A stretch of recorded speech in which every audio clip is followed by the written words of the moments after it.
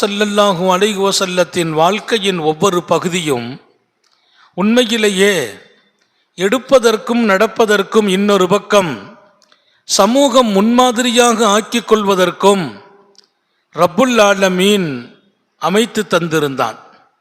என் ஹபீபுன்னுடைய வாழ்க்கையில் உங்களுக்கு அழகிய முன்மாதிரி உண்டு என்று திருக்குர்ஆனில் பகிரங்கப்படுத்தினான். இன்னொரு பக்கம் ரசூல் ஸல்லல்லாஹு அலைஹி வஸல்லம் விரிந்த உள்ளமுடையவர்கள், பரந்த எண்ணமுடையவர்கள், விசாலமான சிந்தனை உடையவர்கள், சமூகத்தை வழி நடத்துவதில் உலகத்திற்கே முன்மாதிரியான மாபெரிய தலைவர், வாழ்க்கையின் எல்லா இடத்திலும் மிகச்சரியாக நின்று வாழ்ந்தவர்கள், பொறாமைகள் இல்லாமல், பெருமைகள் இல்லாமல், ஆணவம் இல்லாமல், தனக்கென்று ஒரு தகுதி இருப்பதை உலகத்தில் எப்போதும் காட்டிக்கொள்ளாமல் சராசரி மனிதனாக தன்னை முகவரிப்படுத்தி கொண்ட வாழ்க்கை முத்தம நபிகள் ஸல்லல்லாஹு அலைஹி வஸல்லத்தை சாரும். சாந்த நபிகள் ஸல்லல்லாஹு அலைஹி வஸல்லத்தின் வாழ்க்கையில் நடந்து நிறைவேறிவிட்ட ஒவ்வொரு சின்ன சிறிய நிகழ்வுகளும் சரித்திரத்தின் தங்க எழுத்துக்களால் பதிவு செய்யப்பட்டது.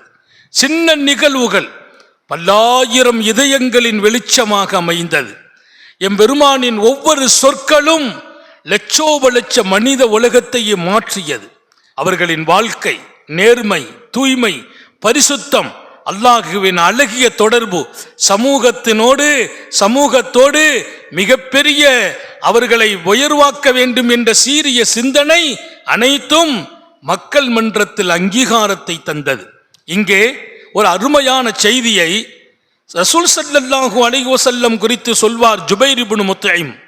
நாங்கள் அன்னலாரோடு பயணிக்கிறோம். ஹுனைன் களம் முடிந்து போகிறது. ஹுனைன் யுத்தம், மக்கமா நகரம் வெற்றி பெற்ற பின்னால் நடந்த யுத்தங்களில் ஒன்று ஹுனைன். மக்காவே வெற்றியானது. காபா, ஈமானின் கொடி பறக்கிறது. காபாவிலே ஈமானின் கொடி. மக்காவின் முடிசூடா மன்னராக முத்தம நபி ஸல்லல்லாஹு அலைஹி வஸல்லம் அறிவிக்கப்படுகிறார்கள். மக்கா நம்முடைய கை வந்த போது இங்கே மிகப்பெரிய எழுச்சி ஏற்பட்டது. எங்கு பார்த்தாலும் ஈமானினுடைய அந்த வாடையை நுகர முடிந்தது. எந்த ஈமானின் வெளிச்சத்திற்காக வல்லல் நபி ஸல்லல்லாஹு அலைஹி வஸல்லம் சமூகத்தை ஊக்கப்படுத்தினார்களோ அது மக்காவின் வெற்றியை கொண்டு நிறைவேறுகிறது. ஒரு கட்டம் அல்லாஹ் சொன்னான், இந்த வெற்றி நபியின் வாழ்க்கையின் நிறைவு காலத்தின் அடையாளம் என்கிறான். இந்த வெற்றி ரசூலின் வாழ்க்கையின் நிறைவு காலத்தின் அடையாளம். அப்படியானால் எம்பெருமான் இந்த உலகத்தில் செய்த சேவை அனைத்திற்கும் அங்கீகாரம் மக்காவின் வெற்றி. இங்கே வெற்றி அடைந்த பின்னால் நடைபெற்ற யுத்தம் ஹுனைன் யுத்தம். அதுவும் நடந்து நிறைவு பெற்று முடிவானது. பயணமாகிறார்கள் வல்லல் நபிகள் ஸல்லல்லாஹு அலைஹி வஸல்லம். அப்படி பயணமான போது கிராமவாசிகள், புதியவர்கள் நிறைய அன்னலாரை தொடர்ந்து வருகிறார்கள். நபியோடு மிகப்பெரிய நெருக்கமெல்லாம் அவர்களுக்கு இல்லை. புதிதாக இஸ்லாத்தை தழுவியவர்கள். இன்னொரு பக்கம் கிராம பாணியில் வாழ்ந்தவர்கள். யாரை எப்படி நடத்த வேண்டும், யாருக்கு என்ன மரியாதை, அதில் அவர்கள் கொஞ்சம் பழக்கம் இல்லாதவர்கள். ஈமானை முத்தமிட்டு விட்டால், மாணவியின் தொடர்பில் வந்துவிட்டால் அதுதான் முதல் பாடம். யாரை எப்படி பார்க்க வேண்டும், யாரோடு எப்படி நடக்க வேண்டும், யாரை எங்கே வைக்க வேண்டும். ரசூல் ஸல்லல்லாஹு அலைஹி வஸல்லம் நடத்திய பாடம் வரலாற்றினுடைய மிகப்பெரிய அங்கீகாரம். இங்கே அந்த கிராமவாசிகள் அன்னலாரை தொடர்ந்து வருகிறார்கள். பெருமானாரை பார்த்து பக்கத்தில் வந்து எங்களுக்கும் தாருங்கள், எங்களுக்கும் தாருங்கள் என்று கேட்டார்கள் என்றால் கொஞ்சம் ஒதுங்கி நிற்கவில்லை, நபியை ஒட்டியே வருகிறார்கள். அது ஒரு பயணம் கூட. அன்னலாரும் களைப்புக்கு சொந்தமானவர்களாக இருக்கலாம் அந்த பயணத்தில். ஆனால் அவர்கள் ரொம்ப பிரஸ் பண்றாங்க, எங்களுக்கு ஏதாவது கொடுத்துருங்க. அந்த யுத்த களத்தினுடைய பொருளாதாரம் கிடைத்திருக்கிறது, அதுவெல்லாம் முறைப்படுத்தப்படும். அதற்கென்று வரையறைகள் உண்டு. யாருக்கு எவ்வளவு தர வேண்டும் என்பதெல்லாம் நினைத்த நேரத்தில் தருவதல்ல. ஏற்கனவே அல்லாஹுவால் ரசூலால் தீர்மானிக்கப்பட்டவைகள். ஈமானின் பாதையில் எந்த ஒன்றும் சுய முடிவுகளுக்கு சொந்தம் இல்லை. ஆனால் அவர்கள் திரும்ப திரும்ப அண்ணல் எம்பெருமான் ஸல்லல்லாஹு அலைஹி வஸல்லத்தை கட்டாயப்படுத்தி கேட்டு ஹத்தா இது தர்ரூஹு இலா ஷஜரா, அங்கே அடர்த்தியான முற்செடிகள் நிறைந்த பகுதி. பெருமானார் அப்படியே தர்றேங்கிறாங்க, அப்படியே கொண்டு போய் அன்னலாரை முற்செடியோடு சேர்த்து விட்டார்கள். எம்பெருமானும் கோபத்தை காட்டவில்லை. சிரித்த முகத்தை என்றைக்குதான் காணாக்கினார்கள் காரூணிய சீலர்? சிரித்த முகமே அவர்களின் முகவரி, சிரித்த முகமே அவர்களின் வெற்றியின் ரகசியம். கோபப்பட வேண்டிய பல இடங்களில் கூட அந்த கோபத்தை தனித்து அந்த மக்களின் இதயத்தில் மிகச்சிறிய இடத்தை பெறுவார்கள். அவங்க அப்படியே தள்ளி தள்ளி கேட்டுக்கொண்டே ஷஜரா, அந்த முற்செடியினுடைய மரத்தை ஒட்டி அன்னலாரை கொண்டு சேர்க்க தஹதஃபத் ரிதா, பெருமானாருடைய ஆடையை முற்கள் பிடித்து கொண்டது. இமாம் ஸல்லல்லாஹு அலைஹி வஸல்லத்தின் ஆடை முற்களால் பிடிக்கப்பட்டது. அந்த முள்ளு ஆடையை பிடிச்சி இழுக்கிற இடத்துக்கு கொண்டு போயிட்டாங்க. ஹாத்தமுன் நபியின் நின்று விட்டார்கள்.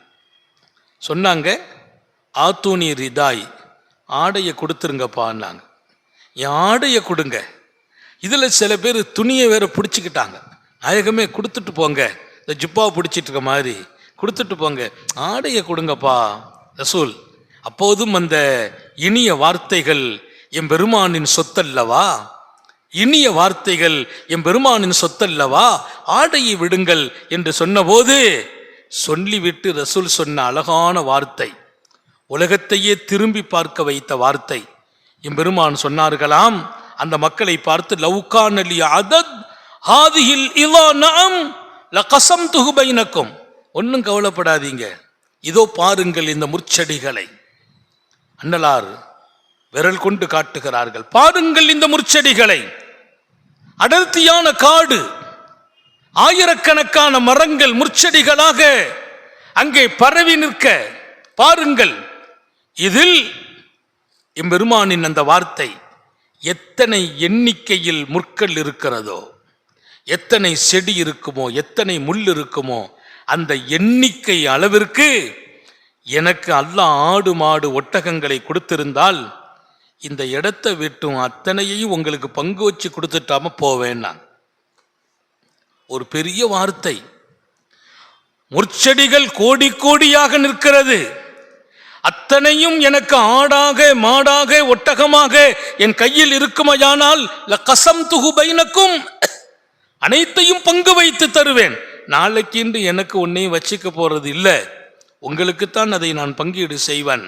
சொல்லிட்டு சொன்னாங்களா, சும்மலா தஜிதூனி பகீலன் வலா கதூபன் வலா ஜபானா, எனக்கு இல்லாத 3 சிஃபத் இருக்குது. எனக்கு இல்லை. என்ன சிஃபத்?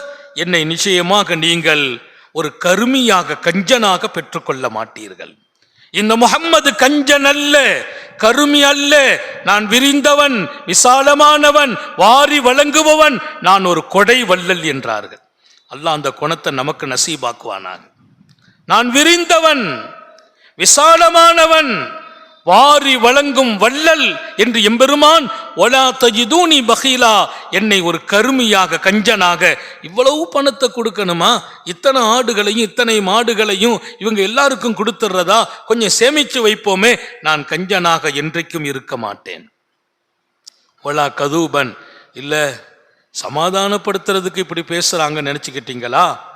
நான் பிறப்பு முதல் இன்று வரைக்கும் என்றும் நான் பொய்யனாகவும் இருக்க மாட்டேன். அல்லாஹ் நம்ம எல்லாருக்கும் தௌஃபீக் செய்வானாக. இந்த நாவுகள் உண்மைக்கு சொந்தம். என் சொற்கள் அத்தனையும் உண்மை.